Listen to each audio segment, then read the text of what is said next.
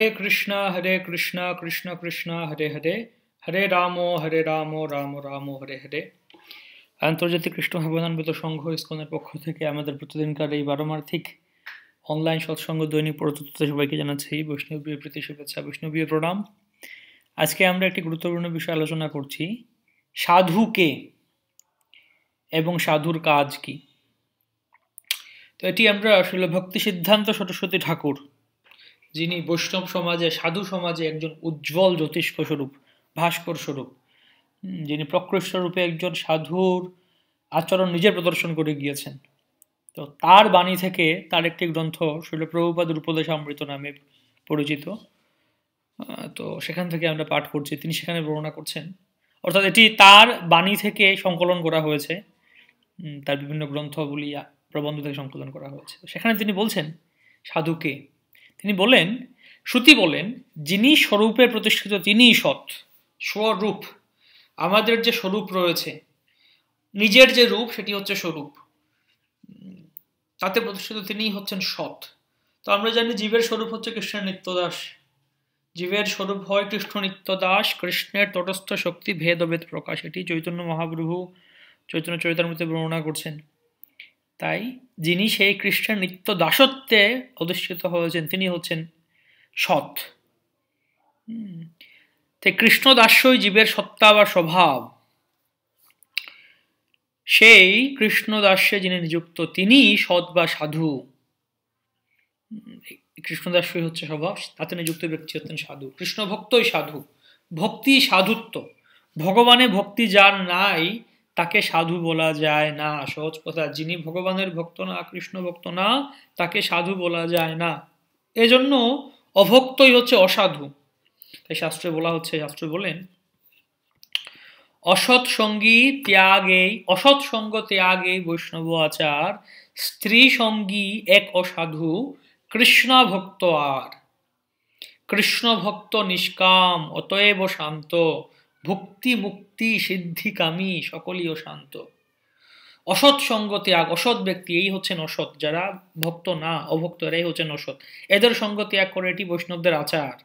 স্ত্রী সঙ্গী এক অসাধু, অর্থাৎ যারা স্ত্রী সঙ্গ মানে এখানে বোঝা যাচ্ছে কামুক প্রকৃতির, কামের দ্বারা আক্রান্ত যে সমস্ত ব্যক্তিরা, কামরোগে, তারা হচ্ছেন এক অসাধু। আর কৃষ্ণ অভক্ত আরেকজন, দুশ্রেণীর অসাধু, দুশ্রেণীর অসৎ সঙ্গ ত্যাগ করতে হবে।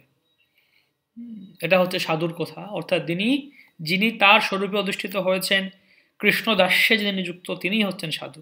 এখন সাধুর কাজ কি সেটাও তিনি বলছেন। সাধুর কাজ কি? সাধুর কার্য হচ্ছে অ্যাবসোলিউট এর টাচ এ ভগবানের সংস্পর্শে 24 ঘন্টার মধ্যে 24 ঘন্টায় থাকা। অ্যাবসোলিউট মানে হচ্ছে পরম, সেই পরম সত্য।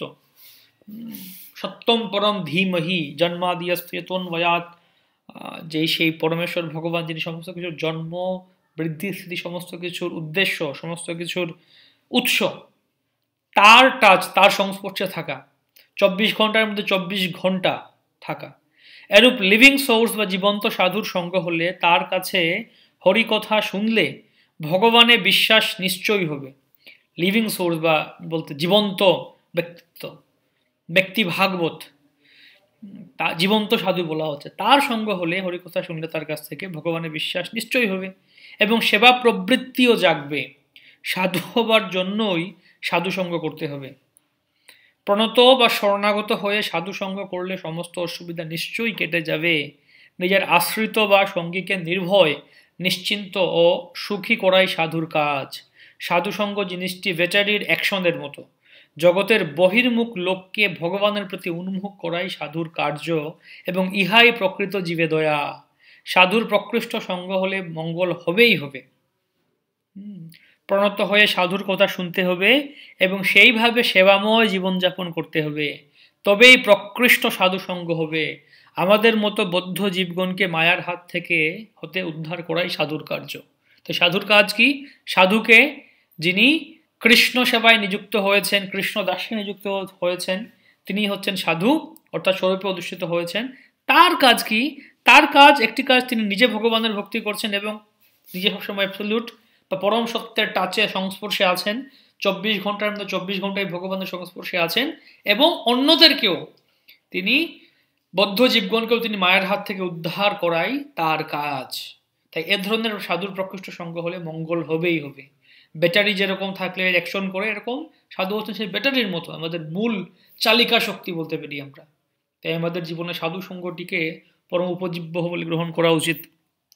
সাধু সঙ্গ সর্বশাস্ত্রে কয়, লবমাত্র সাধু সঙ্গ সর্বসিদ্ধি হয়। ধন্যবাদ সবাইকে। শিল প্রভুপাদ কি জয়, অনন্ত কোটি গৌর ভক্ত বৃন্দ কি জয়, নিতাই গৌর প্রেমানন্দে হরি বল।